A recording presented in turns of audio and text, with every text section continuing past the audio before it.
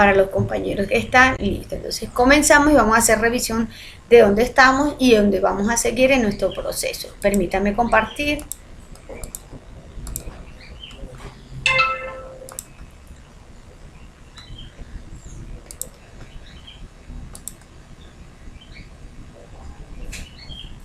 Seguimos entonces con nuestra ruta de formación, nos vamos al contenido del curso. En el contenido del curso seleccionamos nuestro proyecto donde estamos iniciando nuestra fase de análisis y estamos en nuestro proyecto de actividad número 1. Nuestra guía de formas, en esta guía de aprendizaje 1 es donde tenemos, en este caso, el compendio de todas las actividades que vamos a desarrollar para culminar.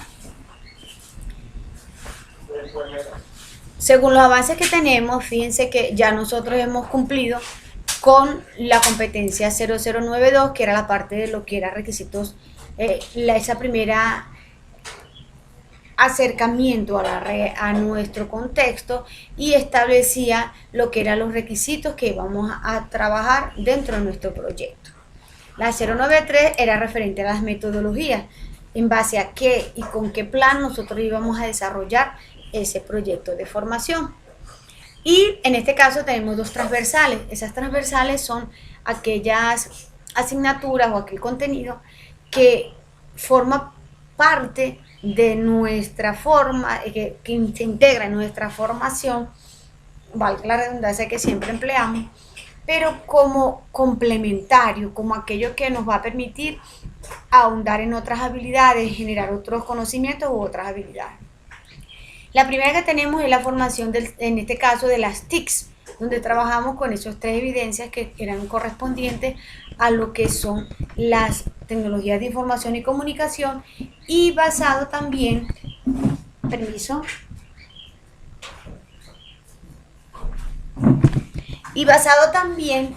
en aquellas herramientas digitales que tenemos en línea, que nos podemos apoyar en ellas para mejorar nuestros procesos. Les dieron respuesta aquí comenzando, chicos, disculpen, tomó un pequeño break aquí. Les dieron respuesta sobre la cuenta Soy Sena. Se enviaron el correo para la petición del acceso.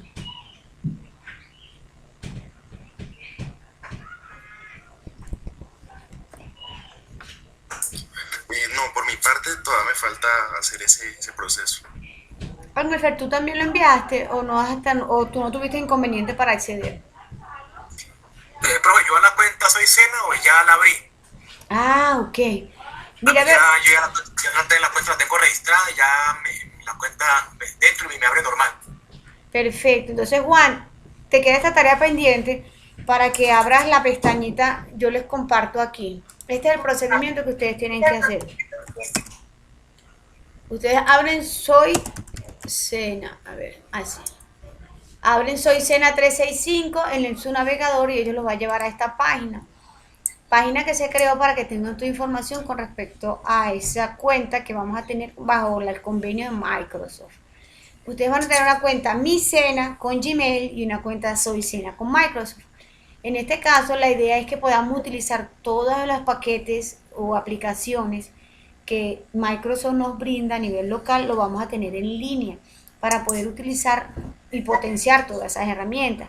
A veces teníamos limitaciones con el documento de Gmail porque no se me parecía o no había funcionalidades que fueran, en este caso, muy similares al Word. Ahora sí van a tener ustedes el Word en línea. Hemos tenido muchos problemas porque pide para accesar, lo hacen a través de Sofía Plus, indica que la contraseña es incorrecta. Así cambiemos la contraseña dentro de la plataforma, él sigue dando limitaciones de acceso.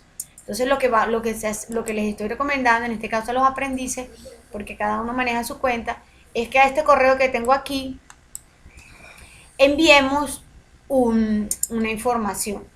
Pero tenemos otro limitante también. Cuando los muchachos tratan de mandar esta cuenta, recuérdense que este es Microsoft, y tú tratas de enviar una cuenta Microsoft de un servidor Gmail, te va a decir que no tienes acceso, que el servidor no existe. Al menos no lo manden desde el correo Mi Sena, porque recuérdense que Mi Sena es un servidor solamente para, en este caso, para los aprendices. Si yo trato de enviar desde mi cena a esta cuenta, me va a decir obviamente que el servidor no reconoce ningún servidor de destino.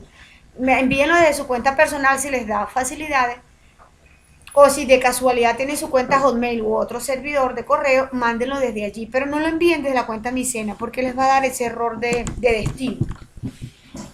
Y aquí este correo entonces envían la información que ustedes están tratando de activar su cuenta Solsena y han tenido limitaciones porque no les permite el acceso. Ustedes ya cambiaron la contraseña de plataforma y aún así todavía no han podido ingresar para que ellos le activen o realicen los procedimientos necesarios para que esa cuenta quede activa. ¿Qué pasa cuando la cuenta ustedes la tienen activa y pueden ingresar a su cuenta Solsena? Ustedes los realizadores los voy a orientar en 2-3 minutos en el proceso de activación y cómo iniciar con el uso de Office 365. ¿Entendidos?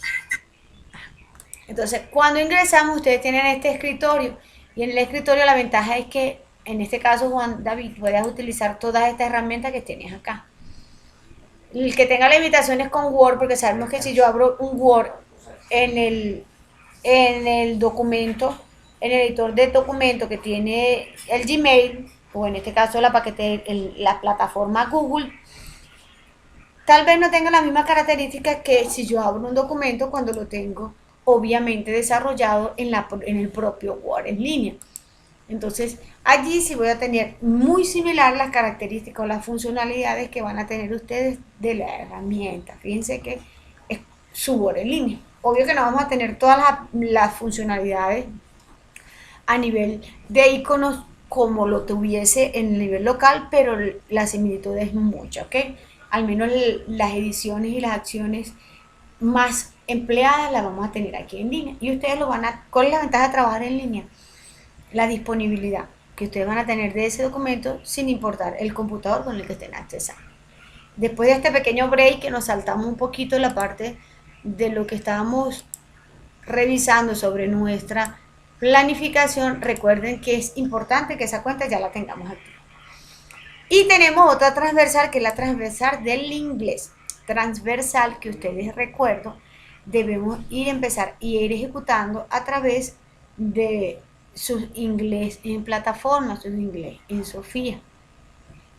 De todos modos, yo voy a solicitar información con respecto a estas evidencias si es que ustedes entran al curso de inglés y envían el certificado, o debemos trabajar nosotros esta parte de la evidencia del inglés apoyándonos con un docente de inglés dentro de nuestra formación.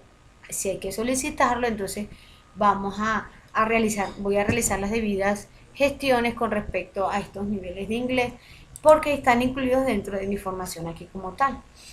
De todos modos, entonces allí terminaba nuestra primera actividad de aprendizaje. Actividad de aprendizaje que hasta el momento con las evidencias que hemos y han cumplido ustedes, aquí tenemos en este caso cuáles son las actividades de evaluación que se hicieron para cada uno de estas competencias. Fíjense, son todas estas las evidencias con las que hemos trabajado.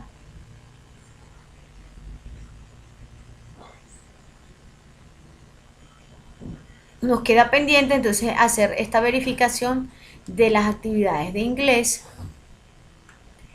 porque realmente no tengo conocimiento si estas actividades de inglés van a estar dentro de la formación. Pero entonces ya después va a haber un tiempito para que ustedes se pongan al día si es que se va a ingresar un instructor a darle este apoyo. En el caso al menos de las actividades del inglés. Entonces, si esto hasta donde vamos hemos culminado lo que corresponde a nuestro primer proyecto en el análisis. Entonces, revisamos nuestro material, estamos aquí, y quiere decir que la actividad de proyecto 1 para nosotros ya ha sido una prueba superada. Quería, como la semana pasada, terminar todas esas evidencias que tenían pendientes para no avanzar en la siguiente actividad de proyecto, pero entonces vamos a llegar a esa introducción de lo que nos habla nuestra actividad de proyecto número 2. Vamos a hacer ese abreboca de lo que nuestra actividad de proyecto 2 ahora nos abarca y vamos a identificarlo a través de la guía de aprendizaje 2. Esto representa que nosotros vamos a buen paso en nuestro proyecto de formación. Entonces, esta es la segunda guía con la que vamos a empezar a trabajar. Y ahora aquí fíjense que el nombre, seguimos en la fase de análisis porque todavía, aunque hemos hecho unos requisitos, tenemos ya 2 informes que representan para nosotros los entregables, que es nuestro SRS y nuestro documento de validación de requisitos, que son los que certifican que lo que hemos terminado es acorde. También tenemos una aproximación en cuanto a nuestro plan de desarrollo, que fue el documento que trabajamos con el informe de la metodología, que nos permitía ubicar y centrar en base a cuál plan de desarrollo nosotros íbamos a seguir o nos iba a permitir orientarnos de cómo íbamos a estructurar nuestro equipo, nuestro proyecto y nuestras actividades para la ejecución de nuestro proyecto. Tenemos, en este caso, de esta guía de aprendizaje, tenemos 4 competencias, 2 técnicas, que es las que se refieren a nuestra área de formación, es decir, desarrollo de software, y 2 claves, así como la que teníamos en la guía anterior, que eran las TICs y el inglés. En este caso, la primera competencia técnica que tenemos ahora dice evaluar los requisitos de acuerdo con la metodología que hemos seleccionado. Es decir, esos requisitos que ya yo tengo establecidos, ahora según la metodología que yo escogí, debo determinar con las técnicas que la metodología me orienta y me señala si es cómo deben plantearse, cómo deben ubicarse y cómo debo validarlas. Estructurar las propuestas técnicas del servicio de tecnología según los requisitos técnicos y la normativa. Es decir, aquí nosotros vamos a hacer una propuesta, cómo va a ser nuestro proyecto.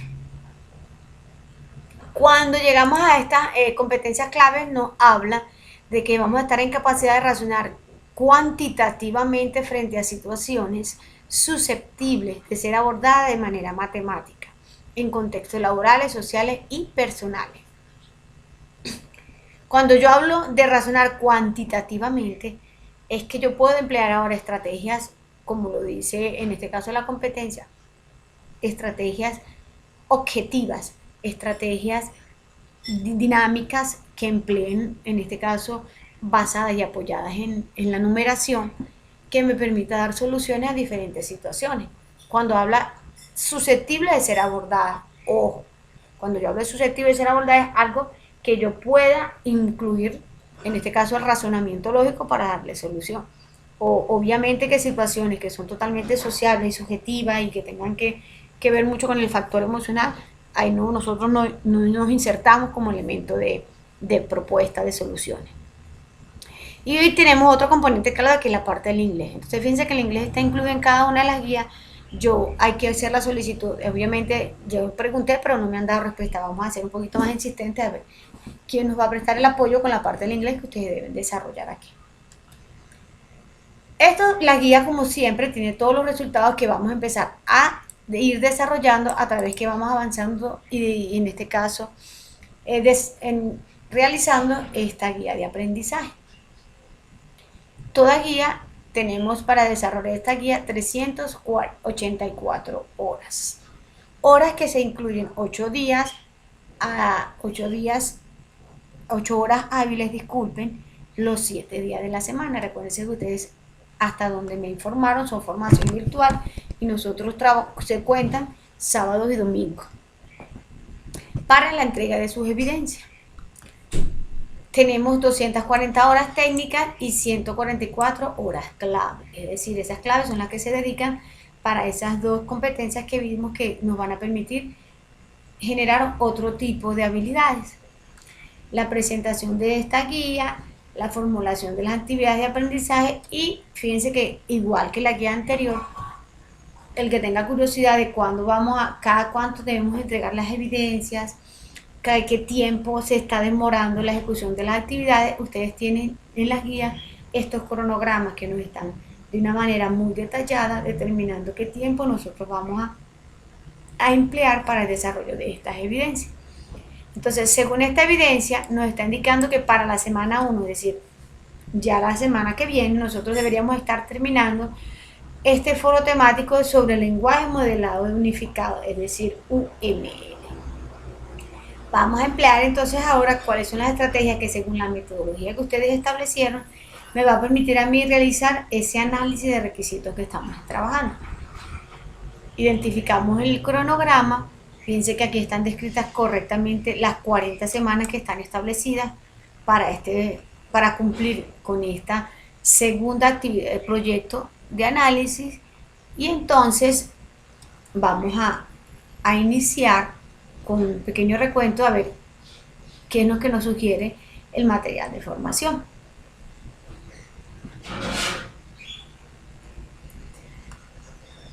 Nos dice, en este caso leyendo el material, que en base a los requisitos de software que se van a especificar en esta competencia, vamos a empezar a construir artefactos del modelo. O sea, cuando hablamos de artefactos son esos entregables, son esos informes que se van a ir desarrollando según el modelo que nosotros seleccionamos, según la metodología.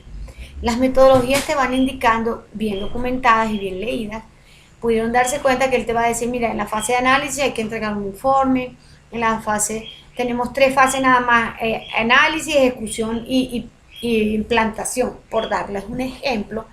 Y la metodología te está indicando que en cada fase cuántos entregables tú vas a tener, es decir, cuántos informes debo realizar, cuántas reuniones se van a ejecutar, cuántas revisiones van a garantizar que lo que yo estoy desarrollando o estoy produciendo vaya por buen camino, o sea, de forma satisfactoria. Entonces, según lo que nos está indicando el modelo, me dice que debemos emplear siguientes modelados. Debemos tener un diagrama de clase, diagrama de casos de uso, diagrama de historias de usuario o las plantillas, que en este caso ya manejamos la documentación de casos de uso y las plantillas ambas juntas, modelos de base de datos, modelos de dominio, diagramas de actividades y también un documento de informe con los resultados obtenidos. Cuando hablamos y entonces empiezan a desglosarse las diferentes actividades que me van a permitir, en este caso, cumplir con esos requisitos que se mencionaron, que mencioné hace poco. Mi primera actividad de aprendizaje dice elaborar diagrama y documentación de casos de uso o historias de usuario, dependiendo, de acuerdo con el refinamiento de los requisitos. Aquí esta actividad se va a centrar, según la documentación, en elaborar artefactos. ¿Qué son artefactos? Volvemos a repetir, son informes. Pero ese es el término que ya debemos empezar a asociar cuando hablamos con metodologías de desarrollo. Mi artefacto es simplemente el producto que yo estoy entregando. No es el sistema, no es la aplicación, no es el software. Un artefacto es un informe, un artefacto puede ser mi tablero Kanban, puede ser un artefacto, porque mi artefacto simplemente es el producto de mi creación. Debemos, en este caso, como lo llaman aquí, implementar elementos claves que me van a permitir a mí tener una correcta definición y delimitación de las actividades. ¿Cuáles son esos elementos claves? Vamos a ver, en este caso, la metodología, que es lo que me habla.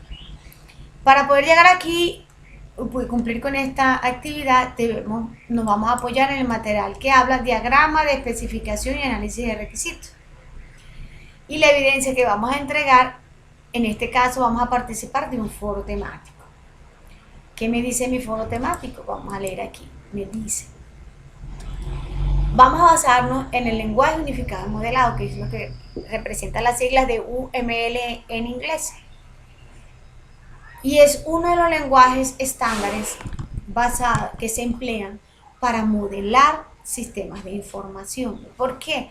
Porque UML es tan completo con la clasificación de diagramas que emplea para que tú puedas representar todos los procesos, elementos, componentes, acciones y comportamientos que tenga cualquier sistema de información. Siempre, recuérdense, cuando hablamos de diagramación, es esa forma visual que me va a permitir a mí comprender mucho mejor cómo se comportan y cómo interactúan esos elementos. Vamos a identificar, ahorita revisamos el material de formación, y entonces en función y basándonos en las características del diagrama de modelado unificado, entonces tengo allí el lenguaje modelado unificado. Hay que responder estas tres preguntas: ¿cuál es la importancia de UML? ¿Cuáles son los diagramas que pueden representarse con UML? Allí es simplemente nombrarlos, mencionarlos. ¿Y qué herramientas de software existen en el mercado para UML? O sea, ¿cuáles elementos digitales yo puedo utilizar para realizar y desarrollar estos diagramas de UML? Esto es simplemente documento que podemos seguir empleando la plantilla con la que estábamos trabajando, y ya fíjense que está cambiando nuestra evidencia. Ya estamos en actividad de aprendizaje, el proyecto 2. Revisemos el material de formación. Me habla que mi material de formación, devolvémonos aquí, material de formación 2, lo tengo acá. Y empezamos diagramas para la especificación y análisis de requisitos. Revisamos nuestro material de formación. Y aquí nos dice que vamos a abordar saberes de ingeniería para lo que llaman el levantamiento de requerimientos. Ya nosotros tenemos unos requerimientos funcionales que seleccionamos, que clasificamos, que identificamos, que describimos a través de las diferentes plantillas con las que nos apoyamos para realizar estos procesos de documentación. Y ahora vamos a implementar estas estrategias de desarrollo de software modernas que se están utilizando actualmente para poder apoyar esa documentación y establecer de forma correcta cómo deben describirse esos requisitos, basado en los criterios que mencionan las nuevas metodologías. Entonces, vamos directamente al material, y aquí tenemos un video. A ver, vamos a ver, si yo minimizo un poquito, el video se vea completo. A ver, corazones, vamos a ver este video que nos muestra el material de formación para ver qué nos dice.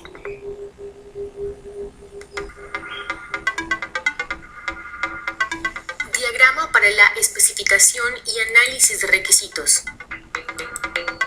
La especificación de requisitos es uno de los procesos primordiales en las fases del desarrollo de un software. Es la fase inicial y una de las más importantes para que el proyecto llegue a buen término. Su objetivo principal es el de entender qué es lo que los usuarios y los clientes esperan que realice el sistema usando un lenguaje natural, con el fin de tener una perspectiva más clara y así cometer menos errores que pueden tener costos altos en las siguientes fases de desarrollo del producto. El análisis de requerimientos ofrece un conjunto de técnicas e instrucciones que permiten realizar una representación adecuada, puntual y sin ausencias de las funcionalidades que debe efectuar un sistema para cumplir satisfactoriamente con los requerimientos de clientes y usuarios. Actualmente, una de las técnicas más utilizadas son los diagramas de casos de uso, historias de usuario y diagramas de actividades. En este componente formativo se mostrarán diferentes técnicas y diagramas para el análisis y especificación de requisitos, de modo que se realice una buena organización de requerimientos que permitan una adecuada representación y descripción de cada una de las interacciones del usuario con el sistema, obteniendo como resultado una eficaz especificación que reduzca costos y riesgos en el desarrollo del software, alcanzando un producto de calidad.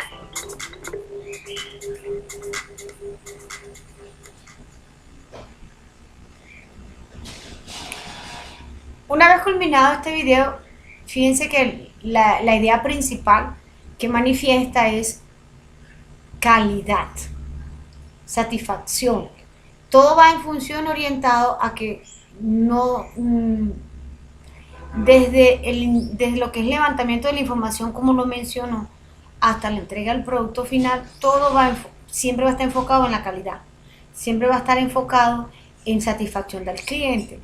Y para que eso pueda lograrse, ellos incorporan, como lo mencionó la parte del video, técnicas, estrategias. Es como ese resultado multidisciplinario de muchos años de desarrollo, de muchos años de ejecución, de muchos años de análisis, donde determinaron como cuáles serían esas mejores prácticas. Y por eso a veces vemos esas normas, esos estándares, que lo que hacen es divulgar las mejores prácticas o las mejores formas de desarrollar las cosas para que todo sea de una manera satisfactoria. Entonces, fíjense que dentro de esas estrategias que ellos mencionan para agregar elementos de calidad evitando riesgos y costos, es lo que llaman el lenguaje unificado y modelado. Entonces, ¿dónde surge UML? Fíjense que vamos a ir observando el material de formación que tenemos allí. Cuando nace la programación orientada a objetos, que es simplemente un paradigma, una forma de programar, una visión, una estructura, un marco, un método, una norma, como quieran llamar al elemento paradigma, orienta a que ya yo no voy a visualizar mis elementos de programación como una sola estructura única de forma secuencial y organizada de manera tan rígida que genera con la cantidad de inconvenientes que en su momento, aunque fue muy satisfactorio, ya las necesidades del mercado fueron cambiando y yo tenía ahora otras características que debía satisfacer, y esas formas de programar anteriores, estructuradas, declarativas, imperativas, a veces no me daban respuesta. Entonces, ¿qué ocurre? Cuando hablamos de esta programación orientada a objetos, es una visión de observar, es una visión de encontrar, es una forma de identificar esos elementos que yo voy a programar, esos elementos que voy a analizar, que voy a contextualizar y que voy a transformar en información para una aplicación, para un software, para un desarrollo, en base a las características comunes y no comunes que ellas tengan.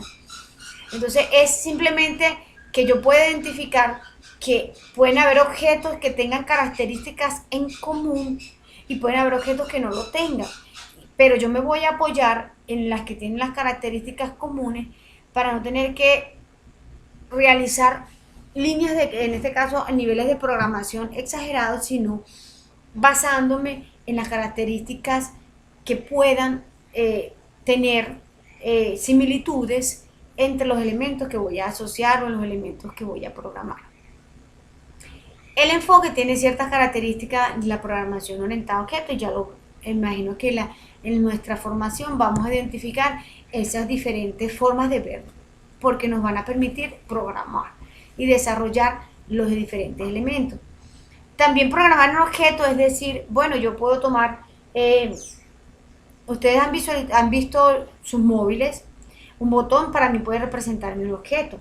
Yo puedo tener muchos botones y todos se llaman botón. Yo puedo tener un elemento que sea exactamente igual a un botón y yo le digo, bueno, yo no quiero que esto se llame botón, yo quiero que esto se llame círculo. Y me dice, bueno, pero ¿por qué se va a llamar círculo si sus características se hacen asociadas a un botón? Y yo lo que hago es utilizar esas características del botón y emplearlo cuando yo lo necesite. Eso es programación orientada a objetos. Entonces, se establecen, como lo dice nuestro material de apoyo, métodos y simbologías que van a permitir utilizar esta nueva orientación en el desarrollo de diferentes sistemas. Obviamente dice, ¿qué es lo que pasa cuando si yo traigo los militares y la formación militar o los policías vienen todos en 3 filas y resulta que te consigo un carro en la vía y tengo que romper filas para dar espacio porque todos no pueden pasar porque tengo un carro atravesado allí? Entonces rompan filas y llegan, las filas se abren a los lados del carro. Algo así como las filas de hormigas. No sé si ustedes han visto que tú pasas por la fila de hormigas y tú dañas una filita de hormigas y ellos se desconciertan, no saben qué hacer, porque perdieron el camino. Así como el ejemplo que venía dando yo de las filas militares, yo vengo con mis 3 filas y se rompan filas y se van hacia los lados. ¿Cómo van a seguir ellos? ¿Ellos van a seguir en 2 filas o van a llegar y se van a unir nuevamente y vuelven a formar las 3? Entonces, ese momento de desconcerto que se generó cuando ya yo tengo otra forma de ver los objetos que voy a parametrizar para poder programar, obviamente que así como cambió el enfoque, me va a cambiar también los elementos o las estrategias o las herramientas que se usaban para poder desarrollar o analizar esa información o concertarla o generar los productos. ¿Por qué? Porque ya obviamente que las metodologías anteriores no me iban a desarrollar o yo no podía implementar las herramientas que se usaban porque yo tengo otra forma de ver las cosas, otra forma de desarrollar las cosas. Entonces, lo que surge es ese desbarajuste, como venía mencionando allí el material de apoyo, ese desconcierto. ¿Por qué desconcierto? Porque llegó un momento en que cada desarrollador, cada creador del lenguaje quería que todos programaran como ellos lo estaban desarrollando. Ese fue el boom de la programación. Y entonces, bueno, mira, resultaron que se generaron 50 lenguajes de programación orientados a objetos, que eso fue lo que se llamó así. Y cada lenguaje de programación tiene su propia simbología, tiene su propia sintaxis, tiene su propio compilador, tiene sus propias normas y reglas de ejecutar las operaciones, de instanciarlos, o sea, todo lo que representaba el lenguaje programación orientado a objetos. Y para nosotros en ese mundo de desarrolladores, ¿cuál vamos a seleccionar? Pasa algo muy parecido a lo que tenemos en este momento. ¿Cuál es el lenguaje más adecuado para seleccionar la herramienta? Si hay tantos, si todos ofrecen cosas tan buenas, si todos tienen mejoras, y entonces con cuál yo me voy a identificar o cuál voy a implementar para mi desarrollo. Era mucho lo que pasaba en ese entonces. Y entonces, pero entonces yo tengo que aprender 5, 6, 7 lenguajes para saber con cuál de ellos voy a casarme. Y entonces eso era perder recursos humanos, perder talento humano, porque uno se desgasta manejando un lenguaje, después que lo emplea, los domina, tener que llegar a aprender otro que tenga símbolos diferentes, sintaxis diferentes. Entonces, es lo que a nivel de programación recomienda. Usted puede conocer muchos lenguajes, pero cásese con uno solo. Sea experto en ese lenguaje, que usted va a tener trabajo siempre. ¿Por qué? Porque los expertos en lenguajes son los que muy pocos se conocen. Porque la gente quiere tratar de abarcarlos todos como para tener competencia en muchas áreas y realmente no se especializa o no domina bien una herramienta. Entonces quedamos así como toderos, como lo que llaman supernumerarios. Entonces, ¿qué ocurría a nivel de poder concertar? ¿Cómo vamos a empezar el desarrollo de aplicaciones con tantos lenguajes que yo tengo? Y eso es algo muy parecido a cuando surgió hace más de 46, hace más de 60 años, surgieron los famosos algoritmos. Si ustedes están en esta área de la programación, creo que alguna vez han escuchado la parte de lo que es un algoritmo. Entonces, el algoritmo solventó el problema de los diferentes lenguajes que existían en los años 60 de programación, generando un único idioma donde yo pudiese realizar o desarrollar la solución a nivel de informático, a nivel tecnológico. Podía desarrollar un programa, podía ejecutar un programa con el pseudo lenguaje que el algoritmo me permitía y que, entendiendo lo que era la funcionalidad de un algoritmo, yo ese código llamado pseudocódigo, que el lenguaje tanto como pseudocódigo en texto como el lenguaje gráfico llamado diagrama de flujo me podía realizar, yo lo podía programar ya en cualquier lenguaje. Este UML es como el algoritmo moderno. Mi UML es ese algoritmo moderno que me va a permitir diseñar, modelar, analizar, explicar, interpretar diferentes escenarios de tal forma que yo pudiese implementar el lenguaje que fuera y poder desarrollarlo y poder construir en base a ese diseño todo lo que tengo. Es algo así como el señor que tiene los planos de la casa. ¿Y con qué vas a construir? No, uno lo quiere hacer con ladrillo, así como el cuento de los 3 cerditos. Yo voy a construir la casa, uno lo hace de paja, la otra casita la hace de maderita y la otra casita yo le hizo con ladrillo. Ellos, teniendo el mismo plano, cada uno pudiese haber construido su propia casa.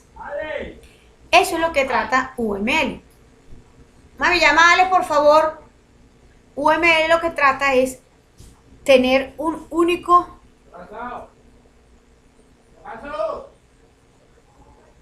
Sube rápido, Ale, que el papito está pidiendo ayuda. Sube tú. Ay, que papá también empieza con esos gritos, me desesperan, chicos, disculpen aquí.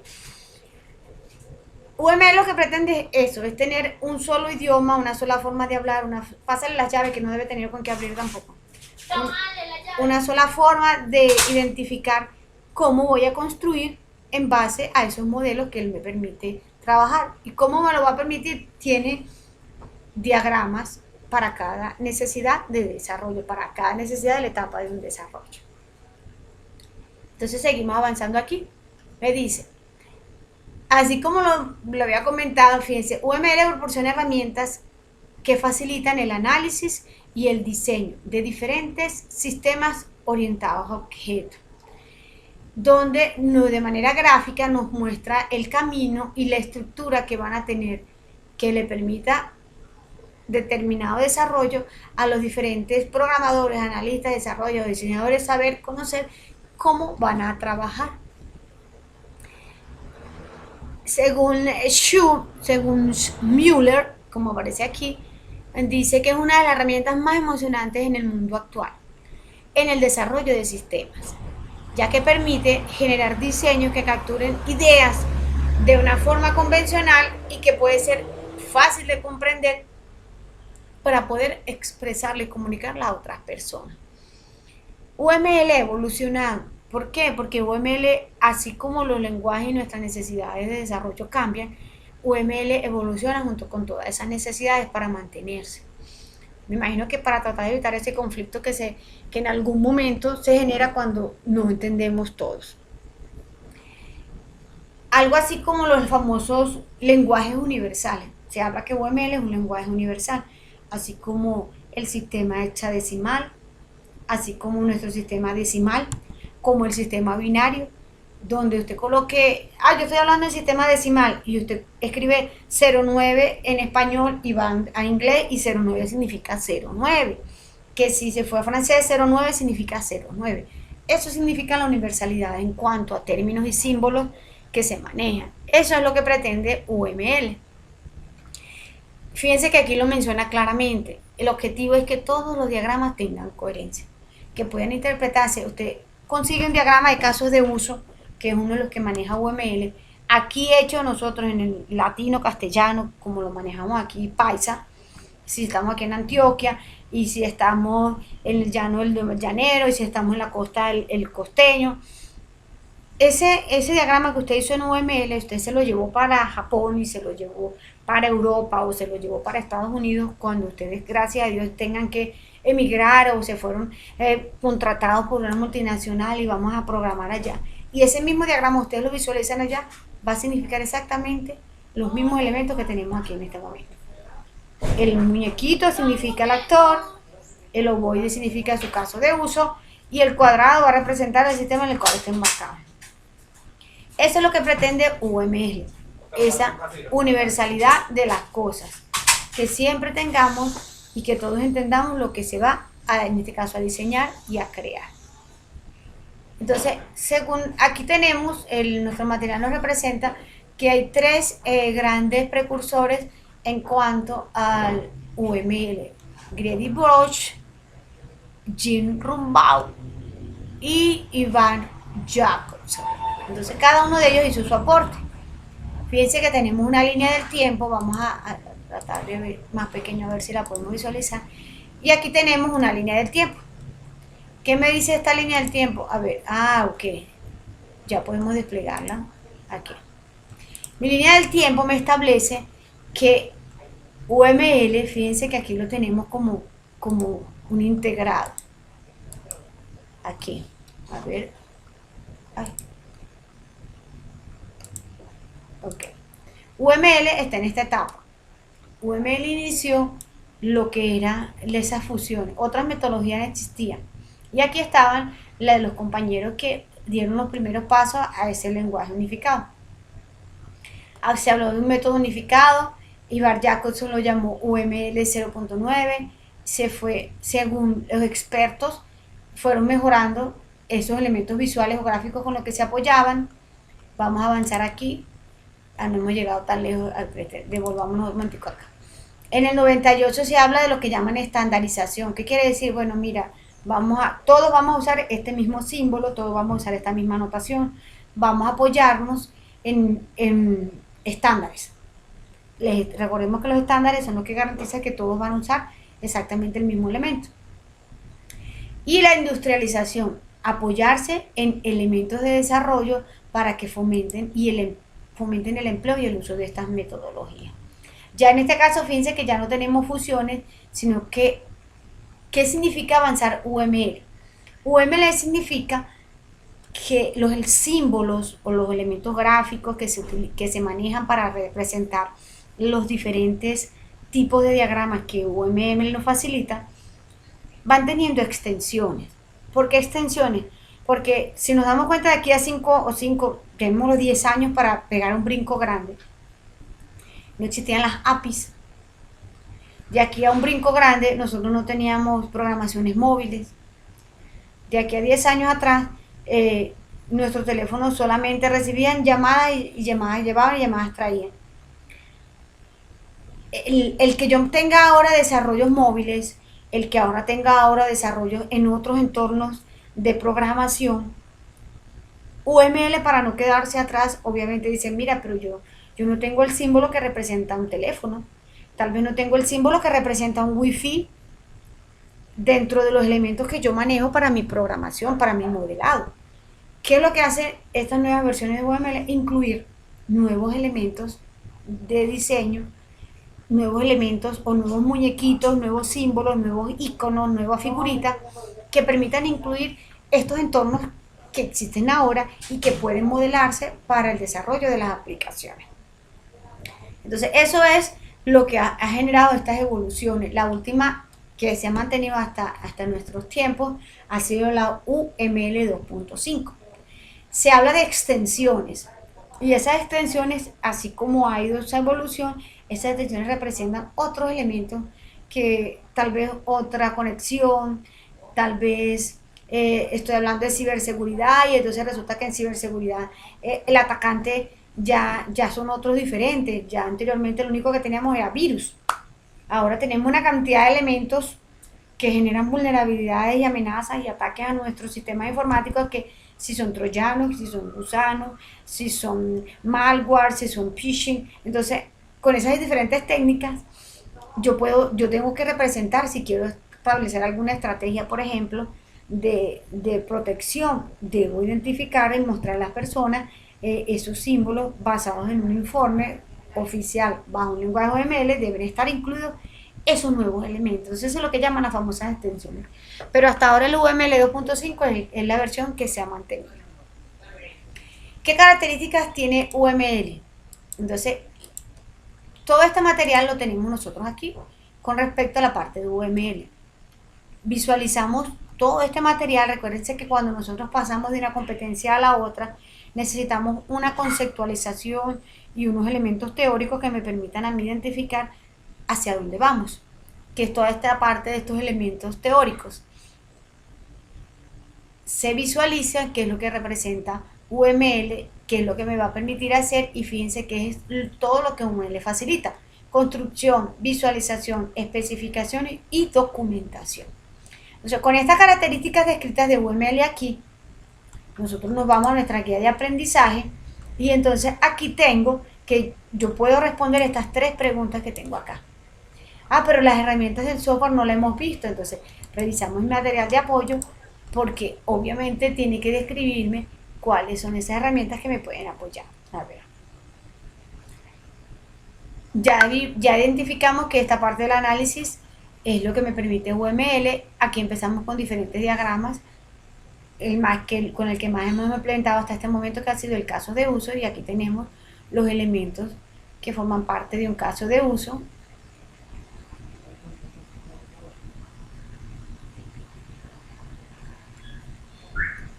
De una forma más detallada estamos evidenciando en este caso ejemplos y cómo graficar los diferentes casos de uso, qué tipo de relaciones podemos tener dentro, comunicación que se maneja dentro de los elementos del caso de uso, los extend y los includes, cuando son opciones o cuando son obligaciones, la descripción de la ficha. Fíjense que aquí tenemos una ficha que ellos nos manejan. Podemos seguir trabajando con la plantilla con la que tenemos, muy parecida. Fíjense que los estándares lo que nos dicen es que estamos bien en el manejo de nuestras propias prácticas.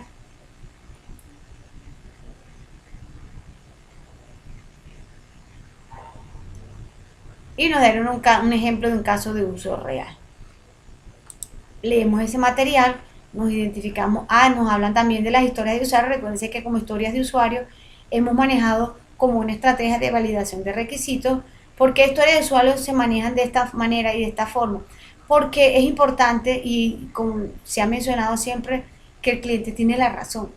Y anteriormente, aunque ese eslogan es muy viejo, realmente al final terminaba un cliente aceptando lo que se programó porque realmente no va a perder la plata, porque es lo único que tiene, porque eso fue lo que se hizo y esa realmente no genera la satisfacción plena que se espera de nuestro desarrollo.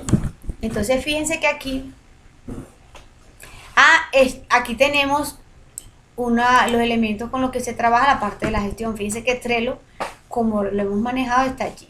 Jira Software es muy bueno, muy parecido al Trello, pero es privativo. El Taiga, primera vez que lo escucho, vamos a revisar qué bondades nos ofrece el Taiga y también identificar si en este caso si es privativo o es software libre.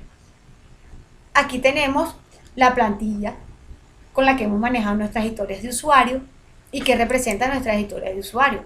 Diagramas de actividades, estos otros los diagramas que UML mencionaron al principio, que son los más empleados.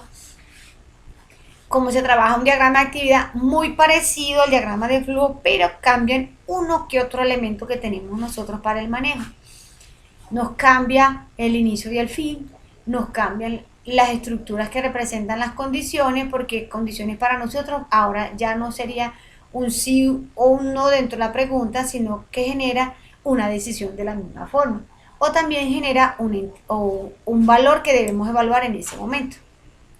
A ver, aquí tenemos un resumen de lo que trae este material de formación en cuanto a el mapa conceptual de lo que trae este material de formación, y no vi aquí en el material de apoyo cuáles son esas herramientas que nos apoyan para el UML.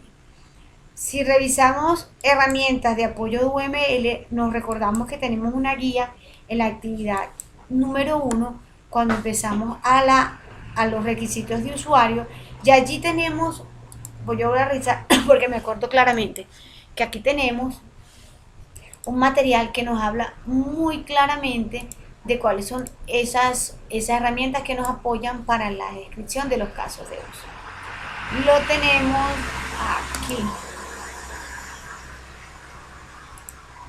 Vamos a revisar si es en esta o es en la siguiente, que estábamos hablando de lo que, no, esta es la teoría general del sistema, esta no es la que nos presenta, es la siguiente, que teníamos y nos mostraban cuáles eran esos diagramas, esos elementos con los que yo podía hacer diferentes elementos de diagramación. Mira, aquí tenemos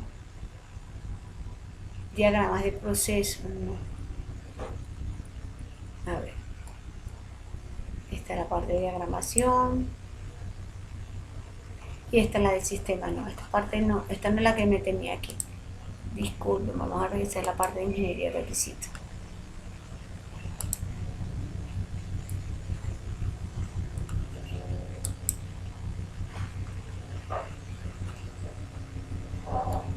Mis requisitos,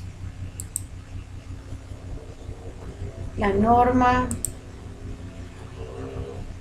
nuestra historia, nuestros artefactos de entrega, diferentes, aquí están, mira, aquí volvemos otra vez a hablar sobre los diferentes modelos, lo tenemos en ingeniería de requisitos, y aquí tenemos los diferentes modelos por los cuales paseamos e identificamos cuál de ellos nosotros nos permitía metodología ágil, cuál de ellos era el que nos permitía. Ay, chicos, recuerdo claramente que vamos a revisar aquí en este otro material, y el último que a ver, ecosistema digital, vámonos a,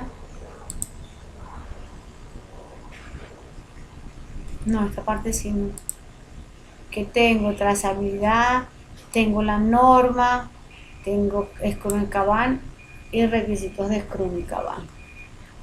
Bueno, no identifiqué claramente aquí, pero recuerdo que había un material que me especificaba y me permitía recuerden que la matriz de trazabilidad es un elemento muy completo que se usa para identificar cómo se va gestionando en este caso, o cómo determino yo cuál es la prioridad en cuanto al requisito que estoy trabajando. No, aquí no lo identifiqué. Bueno, para poder resolver esta pregunta donde nos habla de qué herramientas existen para el mercado, existen en el mercado para UML, entonces simplemente hacemos una búsqueda y vemos qué herramientas aquí me permiten. Lo que te están diciendo es que hagas una pequeña búsqueda, identifique si existen herramientas descargables. Acuérdense que también hemos trabajado con DiagramNet, hemos trabajado con DIA, hemos trabajado StarUML. Recuérdense que esas nos las comentaban al principio. Hay un material de apoyo que nos está trabajando, hay que revisarlo con más calma, de esas herramientas que te permitían hacer los diagramas. Está StarUML, está DIA, está otras que ellos mencionaron allí que les permiten hacer lo que representa el diagrama. Entonces hacemos una búsqueda, identificamos cuáles son esas herramientas que puedo y participo en el foro. La actividad se va a entregar en esta que se llama aquí, el foro de lenguaje modelado unificado. Entonces, para el mañana, entonces ya voy a disponerles en nuestros contenidos, en nuestro cronograma aquí, ya voy a crear el siguiente de la otra fase para que entonces vayamos de una vez identificando cuáles son las actividades que vamos a incluir en esta nueva etapa. Me despliego por aquí, me ubico de este ladito, corazones, y entonces dudas, preguntas, inquietudes. La tarea que tienen pendiente entonces ahora va a ser revisar este material de formación, analizar estos nuevos conceptos que tenemos y que se han manejado para empezar a trabajar con los modelados.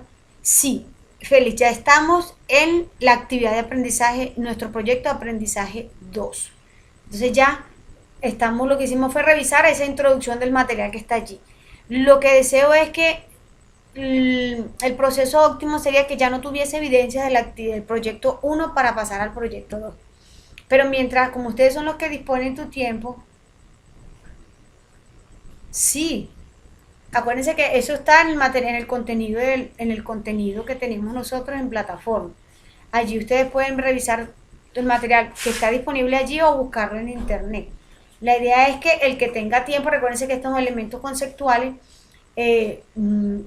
lo que permiten es que nosotros vamos revisando información, conociendo otros elementos y que me permitan es simplemente conocer, saber, apropiarme de esos elementos. La última era la de Trello. No.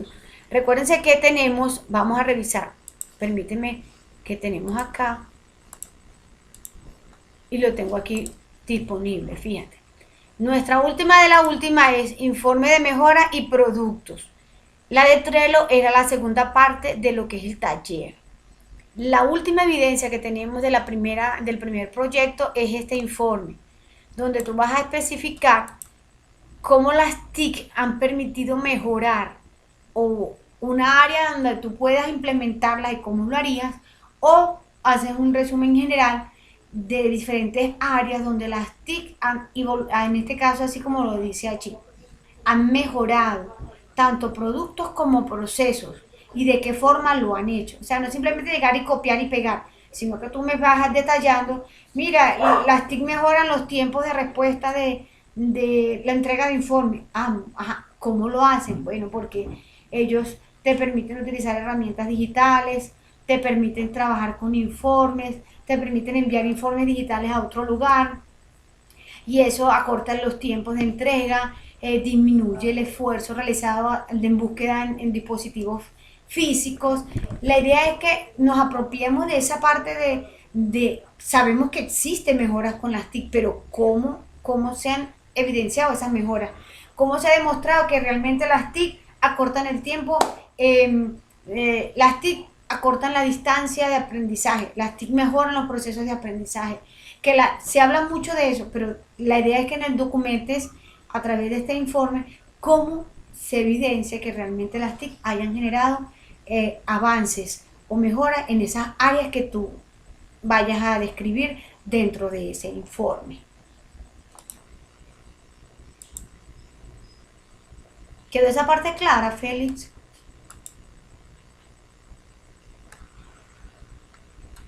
Ok. Bueno, mis corazones, no siendo más, esperando que nos desatrasemos un poquito con las evidencias para ir avanzando en esta otra nueva. Tenemos toda la semana, según lo que nos dice allí, para nosotros hacer esa participación del foro. Hoy es día martes. obviamente que no vamos a llevar 4 días para participar en un foro. Mientras yo monto diseño la pestañita, trabajo con las otras evidencias, ustedes vayan desatrasándose para yo ir corrigiendo y mañana entonces seguimos rebasando la otra parte de la guía. La otra parte de la guía que nos hablaba sobre las historias de usuario. Reforzamos ese concepto de historias de usuario y después pasamos a los diagramas de actividades. ¿Por qué? Porque si tuvimos un poquito de deficiencias o debilidades cuando trabajamos la parte de diagrama de flujo, vamos a mejorarlo con estos diagramas de actividades porque son menos elementos que voy a emplear y son un poco más activos, como más dinámicos. Entonces la idea es que vamos a programar a través de elementos de notación de los diferentes diagramas de actividades. ¿Para qué me sirve y cómo lo puedo hacer de ejemplo? Nos vemos entonces, paro aquí un momentico, detenemos la grabación.